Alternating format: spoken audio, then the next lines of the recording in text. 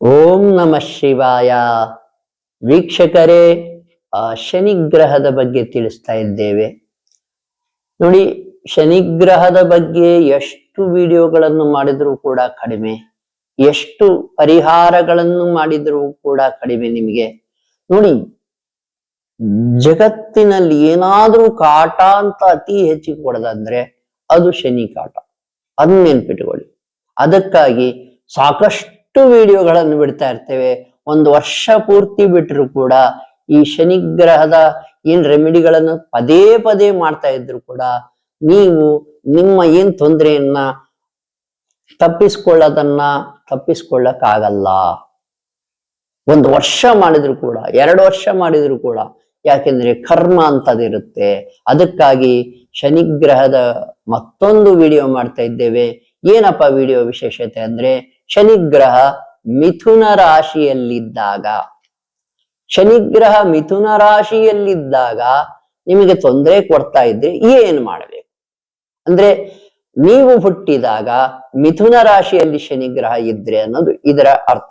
ಈ ವಿಡಿಯೋದ ವಿಶೇಷಣೆ ಏನಪ್ಪಾ ಅಂದ್ರೆ, ಶನಿಗ್ರಹ ಮಿಥುನ ರಾಶಿಯಲ್ಲಿ ಯಾವಾಗಿದೆ ಅಂದ್ರೆ ಹೆಚ್ಚು ಕಡಿಮೆ 74-75ರಲ್ಲಿ 1975 ಅಲ್ಲಿ ಹುಟ್ಟಿದಾರಲ್ಲ, ಹೆಚ್ಚು ಕಡಿಮೆ ಅವರಿಗೆ ಶನಿಗ್ರಹ ಮಿಥುನ ರಾಶಿಯಲ್ಲಿದೆ. ಹಾಗೆಯೇ 2003 ಮತ್ತು 2004ರಲ್ಲಿ ಯಾರ್ಯಾರು ಹುಟ್ಟಿದ್ದಾರೆ ಅವರಿಗೂ ಕೂಡ ಶನಿಗ್ರಹ ಹೆಚ್ಚು ಕಡಿಮೆ ಅಲ್ಲಿ ಹುಟ್ಟಿದವರಿಗೆ ಮಿಥುನ ರಾಶಿಯಲ್ಲಿದೆ. ತಿಳಿಸ್ತಾ ಇದ್ದೇನೆ. ಈ ಶನಿಗ್ರಹ ತೊಂದರೆ ಕೊಡ್ತಾ ಇದ್ರೆ ಏನು ಮಾಡಬೇಕು ನೋಡಿ. ನೀವು ಹುಟ್ಟಿದಾಗ ಮಿಥುನ ರಾಶಿಯಲ್ಲಿ ಶನಿಗ್ರಹ ಇದೆ, ಶನಿಗ್ರಹದಿಂದ ನಿಮಗೆ ತೊಂದರೆ ಆಗ್ತಾ ಇದೆ ಅಂದ್ರೆ, ಅಕಸ್ಮಾತ್ ನಮ್ಮ ಹತ್ರ ದುಡ್ಡು ಸಾಕಷ್ಟಿದೆ, ನಾವು ಆರ್ಥಿಕವಾಗಿ ಚೆನ್ನಾಗಿದ್ದೇವೆ, ಶನಿ ಶಾಂತಿ ಹೋಮ ಮಾಡಿಸ್ಬಿಡ್ತೇವೆ ಅಂತ ನೀವಂದ್ರೆ ಅದರಿಂದ ಎಳ್ಳಷ್ಟು ಲಾಭ ನಿಮಗೆ ಇಲ್ಲ. ನೋಡಿ, ಎಲ್ಲಿದೆ ಅನ್ನೋದು ಇಂಪಾರ್ಟೆಂಟ್ ಆಗುತ್ತೆ. ಯಾವಾಗಲೂ ಒಂದು ಗ್ರಹ ಎಲ್ಲಿದೆ, ಯಾವ ತತ್ವದಲ್ಲಿದೆ, ಇದನ್ನೆಲ್ಲ ತಿಳ್ಕೋಬೇಕಾಗ್ತದೆ. ಯಾವ ರಾಶಿಯಲ್ಲಿದೆ, ಎಷ್ಟು ಬಲಿಷ್ಠನಾಗಿದ್ದಾನೆ. ನೋಡಿ, 30 ಡಿಗ್ರಿ ಇರುತ್ತೆ. ಒಂದು ರಾಶಿ ಅಂದ್ರೆ 30 ಡಿಗ್ರಿ ಇರುತ್ತೆ.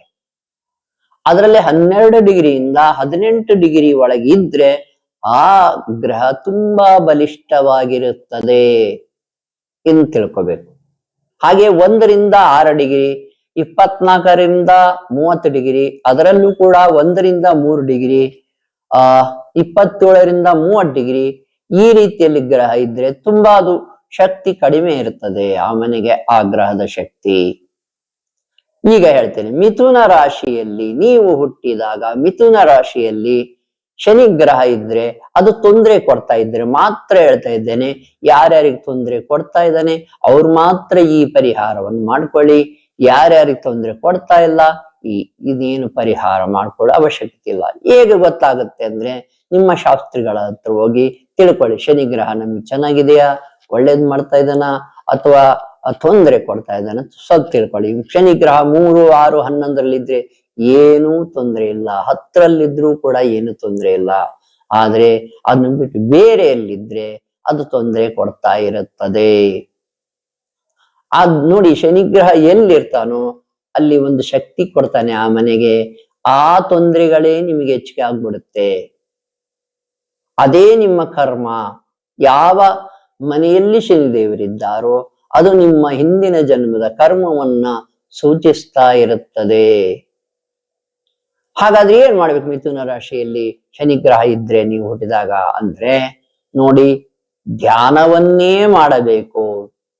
ಧ್ಯಾನದಿಂದ ಮಾತ್ರ ಈ ಶನಿಗ್ರಹದ ಶಾಂತಿ ಸಾಧ್ಯ.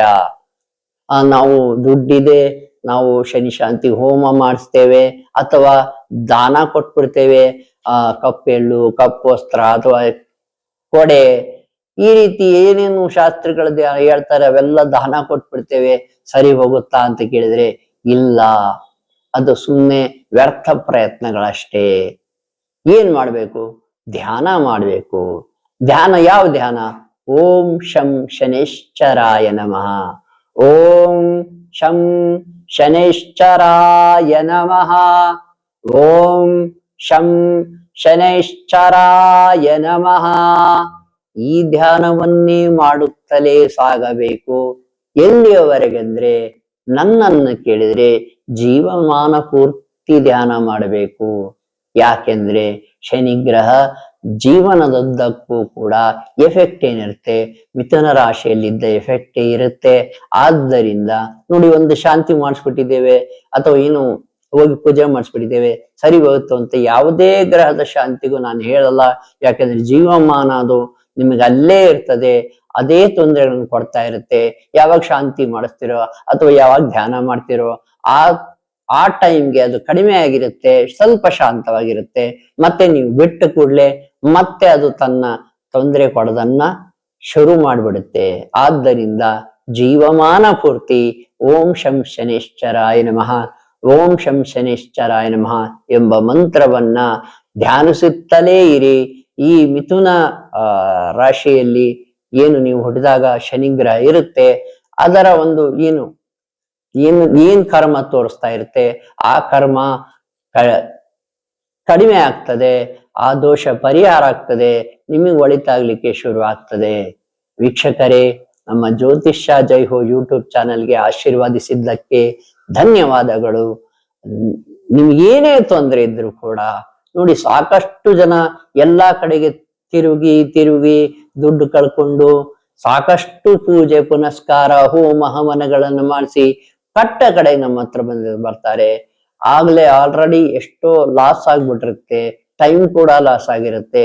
ಏನಪ್ಪಾ, ತೀರಾ ಏನೂ ಇಲ್ಲದ ಸ್ಥಿತಿಗೆ ಬಂದ ಮೇಲೆಯೂ ಸಾಕಷ್ಟು ಜನ ಬಂದಿದ್ದಾರೆ. ಅವರನ್ನೂ ಕೂಡ ಸರಿ ಮಾಡಬಹುದಾ ಅಂದ್ರೆ ಹೌದು, ಸರಿ ಮಾಡಬಹುದು. ಸ್ವಲ್ಪ ಟೈಮ್ ಹಿಡಿಯುತ್ತೆ, ಧೈರ್ಯವಾಗಿರಿ. ಎಲ್ಲರಿಗೂ ಭಗವಂತನ ಅನುಗ್ರಹ ಇರುತ್ತೆ. ಭಗವಂತನ ಅನುಗ್ರಹ ಹೇಗೆ ಸಿಗುತ್ತೆ ಅಂತ ಹೇಳ್ಕೊಡ್ತೀನಿ, ಅದನ್ನ ಫಾಲೋ ಮಾಡಿ. ಹಾಗೆ ಏನ್ ವಾಮಾಚಾರ ಮಾಟ ಮಂತ್ರ ತೊಂದರೆಗಳಿದ್ದಾವೆ, ಏನೇ ಇರ್ಲಿ, ನೀವೇ ಅದ್ರ ವಿರುದ್ಧ ಹೇಗೆ ಶಕ್ತಿ ತೆಗೆದುಕೋಬಹುದು ಅಂತ ತಿಳಿಸ್ತೇನೆ.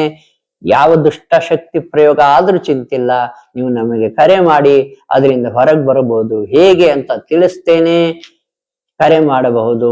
ಶುಭವಾಗಲಿ.